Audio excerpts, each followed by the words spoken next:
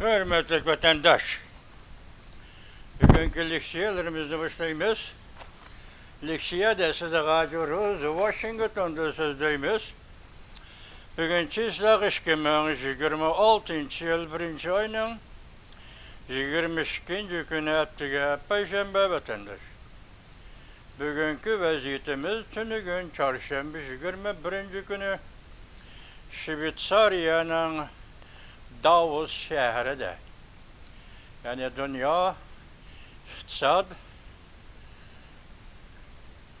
meselesi boyunca her yıl bir katım ölçülediğin Davos minberinde Amerika Koşmuş Ştatlarının prezidenti Donald Trump nutuk sözlüğünde asaslı iki mesele. Mesela dünya iktisadının motoru Amerika. Amerika'nın iktisadi terakki kılıdı, dünyanın iktisadi terakki kılıdı. Amerika'nın iktisadi terakkiyat bolmasa dünyanın iktisadi terakki kılmay. Bu ne gezek bek asaslık gepte. Hakikaten emeli gep, emniyetçallık gibi bir gep de bu. Amerika'nın iktisadi terakki kılsa dünya iktisadının terakki kıldı aldık rasattendir. İkinci bulup bunun Greenland meselesi. O meselesi doğru toxsulup zaten söhbet gizlini vatımız. Söhbet arkalık mesele hal kılışını mütkilimiz. Greenland de aralı Amerika'nın koluğu ötüşü lazım. Eğer Amerika'nın koluğu ötmesi burayın Rusya cüngüdek devlette beş kirdiyek tecavüz kılıp kirdi diyen mezmundan ötük sözülde. Ondan başka andın cüngüge alakadar bugünkü vaziyetimiz vatandaşım. Canvişan meselesi tüm sizlerle sözüldük. Bugün yani bu iş kaynağı vatıda hazır digendek. Meyle rasta kançılık, meyle yalgana kançılık bunun da kat'i nazar. Del muşe peyti cüngnen khaydi cüngü da. Canvişan meselesi, kolgeleş meselesi digendek muşe geplerinin oturgu çıkışı. Tabii ya ki sünni bolsun. Bırak bir işe yakıllap gelivatı o nime?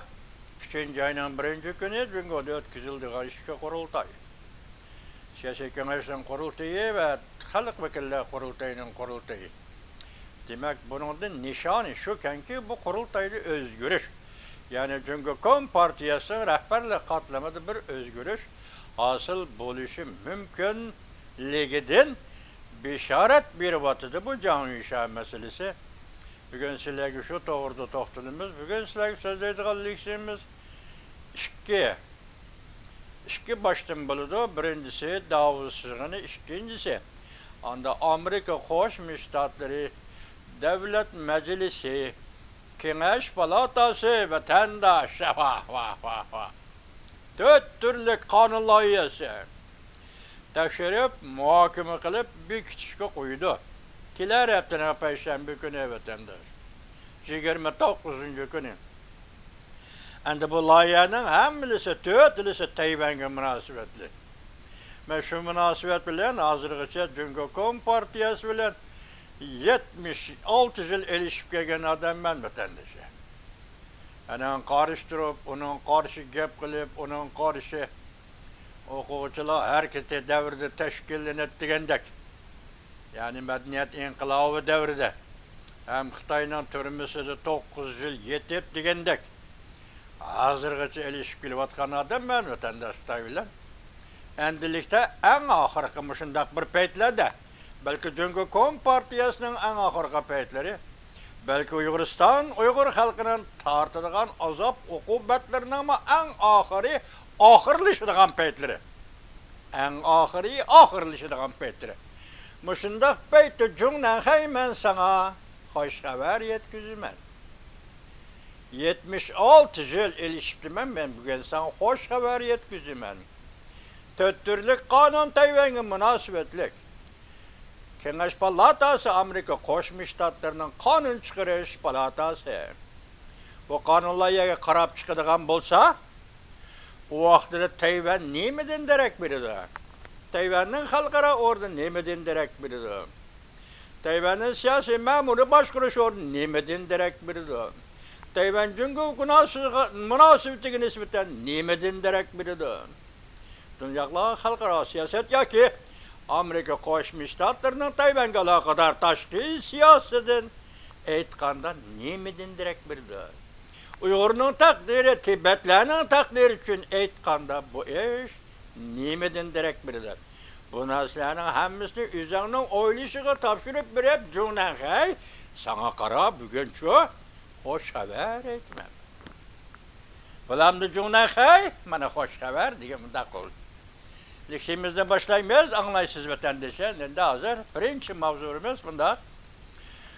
Amerika Qo'shma Shtatlari prezidenti Donald Trump kishilar umid qilayotgan xalqaro Davos iqtisod munbirida nutq so'zlab, Amerika iqtisodining odatdan tashqari taraqqiy qilayotganligini madhiyaladi. Mavzuli xabar 1-oyning 22-kungi kuni Amerika ovozining Xitoy tili programmasi e'lon qilindi. Xabar mundaq boshlandi. Amerika Qo'shma Shtatlari prezidenti Donald Trump haftaning 3-kuni chorshanba 1-oyning 21-kuni Shvetsariyaning Davos shahrida dunyo davlatlari rahbarlari va savdo sanoat doiralari nutq so'zlab, o'z hukumatining, ya'ni prezident Donald Trump hukumatining hokimiyat yurgizgan birinchi yilida qo'lga keltirgan natijalarini madhiyahladi. Prezident Donald Trump mundaq ko'rsatdi. Amerika iqtisodi odatdan tashqari darajada taraqqiy qilyapti. Prezident Donald Trump yana mundaq ko'rsatdi. Men darhol suhbat o'tkazishga izlanyapman. Daniyaning qo'lidan Grenland orolini Amerikaning qo'liga keltirishni muhokama qilishga izlanyapman. Prezident Donald Trump Davos yig'inida yana mundaq ko'rsatdi. Bu orolni qurol kuchi bilan qo'lga keltirish mumkinligini chetga qo'ydi. Amerika Qo'shma Shtatlari prezidenti Donald Trump dunyo davlat rahbarlariga mundaq ko'rsatdi. Men bu yillik dunyo iqtisodiy munbiriga yetib keldim. Ya'ni bu yillik Davos iqtisodiy munbiriga yetib keldim. Amerikadan haqiqiy hodisa xarakterli xabar olib keldim. Tungi men Oqsaroyga kirganimga 1 yil to'shqan kun edi. Bugun 12 oydan keyin iqtisodning taraqqiyoti portlash xarakterli. Ishlab chiqarish unimining taraqqiy qilishi, kirimning ko'payishi, pul paxolligining tugishi, shundaqla biz burun dag'dam echib o'tgan xatarli chegaralarning taqilishi. Go'yo bu chegaralarni biz endi yemirilmas qilib taqib o'tdik. Amerika Qo'shma Shtatlari prezidenti Donald Trump Davos yig'inida yana mundaq ko'rsatdi. Amerika shu kuni ko'rib yetdiki, bizning davlat qurish tariximizdagi iqtisodning nihoyatda tez, nihoyatda komediyilik taraqqiy qilishini Amerika bugun ko'rib yetdi. Amerika Qo'shma Shtatlari prezidenti Donald Trump Davos yig'inida yana mundaq ko'rsatdi. Prezident Donald Trump mening hukumatim baho o'rlab ketishni keltirib chiqaradigan, davlatga ofat olib keladigan energiya siyosatini chekladi. Amerika Qo'shma Shtatlari prezidenti Donald Trump Davos yig'inida mundaq ko'rsatdi. Amerika dunyo iqtisodining motori. Amerika iqtisodi gullansa, butun dunyoning iqtisodi gullanadi. 12-oyning 4-kuni e'lon qilingan o'tgan yilda 2025-yil nusxalik Amerika davlat bexatarlik strategiyasi G'arbiy yarim sharning muqimligini oldin o'rin qo'yib, Prezident Donald Trump hukumatining tashqi siyosiy deb atagan edi. Prezident Donald Trump qayta ta'kidlab mundaq ko'rsatdi. Amerika Grenlandiya oralig'iga erishishni umid qiladi. Bu davlat va xalqaro bexatarlikni maqsad qilgan bir ishdir. Bu orol dushmanning tajovuziga uchramaydigan tabiiy boyliqlarga ega orol bo'lishi kerak. Agar Amerika bu orolga erishmasa, degan edi burun Prezident Donald Trump, Rossiya bilan jungo bu orolga erishidi. Yana bir xabar vatandoshlar. Prezident Donald Trump Davos yig'inida Ukraina prezidenti Zelenskiy bilan ko'rishdi.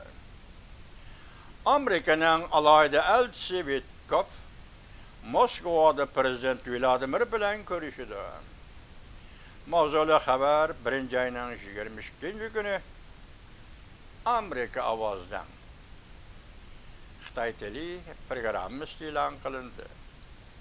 Xabar mundaq boshlandi. Amerika Qo'shma Shtatlari prezidenti Donald Trump mundaq ko'rsatdi. 1-oyning 22-kuni Davos iqtisod minbarida Ukraina prezidenti Vladimir Zelenskiy bilan ko'rishib, Kiyev bilan Moskva o'rtasida tegishli kelishim imzolashgan. Ukraina urushini oxirlashtirishga haydakchilik qilmoqda. Rossiya haftaning 3-kuni Davos yig'inida nutq so'zlaganda Amerika Qo'shma Shtatlari prezidenti Donald Trump mundaq ko'rsatdi. Rossiya prezidenti Vladimir Putin bilan Ukraina prezidenti Zelenskiy suhbat orqali to'qinishni hal qilishga qo'shilmaydi ekan. Bu to'liq ahmoqlik bo'ladi. Prezident Donald Trump mundaq ko'rsatdi. Bu urush nihoyat zo'r talofat, o'lim yetim paydo qildi. Qo'rqinchli urush, ko'pchilik talofat. Ikkinchi dunyo urushi paydo qilgan talofatdan eshib tushdi. Ikki taraf qanchalik odamidan ayrildi. Rossiya va Ukraina qanchalik ziyon zahmat tortdi deb ko'rsatdi Amerika Qo'shma Shtatlari prezidenti Donald Trump. Endi kelamiz vatandosh anlamda tuandagi siyosatni. Amerika Qo'shma Shtatlari Kengash palatasi Tashqi munosabatlar komiteti 4 turlik Tayvanga munosabatlik qonun loyihasini muhokama qildi. Mavzuli xabar 1-oyning 22-kuni Amerika ovozining Xitoy tili programmasi e'lon qilindi. Xabar mundaq boshlandi. Washington Amerika Qo'shma Shtatlari Davlat Majlisi Kengash palatasi Tashqi munosabatlar komiteti kelar hafta 1-oyning 29-kuni payshanba 4 turlik Tayvanga munosabatlik qonun loyiha muhokama qildi. Mazmunlari Tayvanning simovullik, egenlik huquqi, energiya bexatarligi, deniz osti telefon aloqa yo'lini qo'g'dash hamda Tayvan bilan diplomatik munosabat o'rnatgan davlatlar va do'stlarga yordam berish qatorliq mazmunlarni ichiga oladi. Kengash palatasining kun tartiblariga asoslanganda bu 4 turlik Tayvanga munosabatli qonun loyihalari ayrim holda tuvandikilardan iborat. Birinchi, Tayvanning simovullik, egenlik huquqi. Inglizda Taiwan symbols of sovereignty action. Ja, sovereignty inborg action. Dedik ki İngilizce vatandaş. İngilizce okuğum geldi, okuyamıyorsam kaçır alışım. O kaldışı hep ne bu vatandaş? Birincisi neyme? Tayvan'ın simovuluk egelik hukuku. Egelik hukuku Tayvan'dan. İkinci Tayvan enerjiye bir hatarlığı. Nakliyatını çekleşe karıştırış kanun layihası. Üçüncü Tayvan deniz altı tılpı yolu. Evrişimligi teşebbüsü kanun layihası. Dördüncü Tayvan'a dost devletler vakfısı. Dost devletler vakfısı. Kuruş ki Tayvan'a bunun için de Tayvan'ın simvolluk ilgilik hukuku kanun layihası. Texas Ştatı Cumhuriyetçiler Partisi mensubu Kengeş Palata azası Ted Cruz oturup koydu. Mezmunu Amerika Koşmuş Ştatları Devlet Mahkemesi ve Uruş Kılıç Ministerliği'nin ötmüşteki çeklemelerini bekar kılıp Tayvan diplomatlarının ve harbi taraf vekillerinin Amerika'da resmi ammi faaliyetlerde buluşuğu yol koyuyor. Junhua Mingo'nun devlet bayrağını aşkara lepildetiş ve harbi kakarlarını meclise kadap faaliyet kılışı, ruhsat kılışını talep kılıştığın ibaret. Alakadar çekleşler burun bolğanda sabık prezident Obama devrinden başlanır. Görüp ettik ilgilik hukuk, Tayvan'ın ilgilik hukuku, simvolluk ilgilik hukuku. Kalçı gepe, siyaset sahası degen gepe, bir de simvollukla eli taşıyamayısız hazırki günde. İlgilik hukuk geldi birge koşulup, simvolluk ilgilik hukuku Tayvan'ın. Bir yerde Junhua Mingo degen gep yok. Bir yerde Junhua Mingo yani Kuomintang Partiyası degen gep yok. Bir yerde Jungo'da işke siyasi partiye, Kompartiye ve Kuomintang Partiyası oturursa münasebetle degen gep yok. Bir yerde biz bu talaşlar, bu tarihi ziddiyetlerini hal kılmayımız degen gep yok. Tayvan. Bunun için Kengeş Palata azaları ve bütün devlet meclisinin azaları rahmet eytimiz Tayvan. Biz işinimiz ki Amerika Koşmuş Ştatlarının endi bu nöbette bu tarihte Cungo'daki iki siyasi partiyenin işi arılışıdığın vakti mi yok, arılışıdığın mentekisi mi yok deyip karaydı Amerika Koşmuş Ştatları hükümeti bugünkü Prezident Donald Trump hükümeti. O partiyenin işi, partiyelerinin işi. Kandak kılsan şunda kılıval. Elişemsen, tepşemsen, birleşemsen o iki partiyenin işi.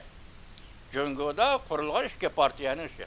Bugünkü isim Tayvan'ın simvolluk ilgilik hukuku meselesi. Tayvan'ın simvolluk ilgilik hukuku meselesi. Ben başta ettim. Tibet'le kanda tesir görürsüdü. Uyguristan'a kanda tesir görürsüdü. Mesele müşahede de vatandaş. Mesele müşahede şunun değil, şunun işinimiz ki Amerika Koşmuş Ştatları Prezident Donald Trump hükümetinin vazife öteş müddeti içinde Tayvan'ın müstakillik ordunun itiraf kılınışıga işinimiz vatandaş. Tayvan'ın müstakillik ordunun itiraf kılınışıga işinimiz vatandaş. Esinizde var, Stalin bilen imzalangan birinci katımlık şartnama 1945 yılı 8. ayının 14. günü Uyguristan'a münasebetli şartnama. Başka tarafta mı eğiz kuraylı mesela Mongolya'nın taşkı hazırlık altını saklaş ve yine başka. En asaslığı Uyguristan'a münasebetlik iki devlet oturtulgan bu şartnama Kuomintang Partiyası bile Stalin Bolşevikler Partisi oturtulgan şartnama. Eğer Tayvan muşundaq şərəfkə, yani biz aytıyotgan mustaqilligini itiraf qilishdan iborat şərəfkə erişidigan kuni Tayvan hükümeti birinci o'ylashadigan masala Xitoy shartnomasi bekor qilish. Tanıdınız mı vatandaş? Şu vaqtda qurilgan Tayvan hükümeti, Tayvan devleti birinci bo'lib o'ylashadigan narsa Uyg'uristonda qurilgan davlat va bu davlatni setib o'tgan Stalin bilan Gomindan partiyasi o'tirish shartnom. Muşu meselini oturup kılıç meselesi vatandaş. Şundak günler yetip gelsin. Avvela Allah'tan dileyimiz. Şundak günler yetip gelsin. Amerika Qo'shma Shtatları prezidenti Donald Trump'a kuch ve kuvvet Allah'tan nusrat tileyimiz vatandaş.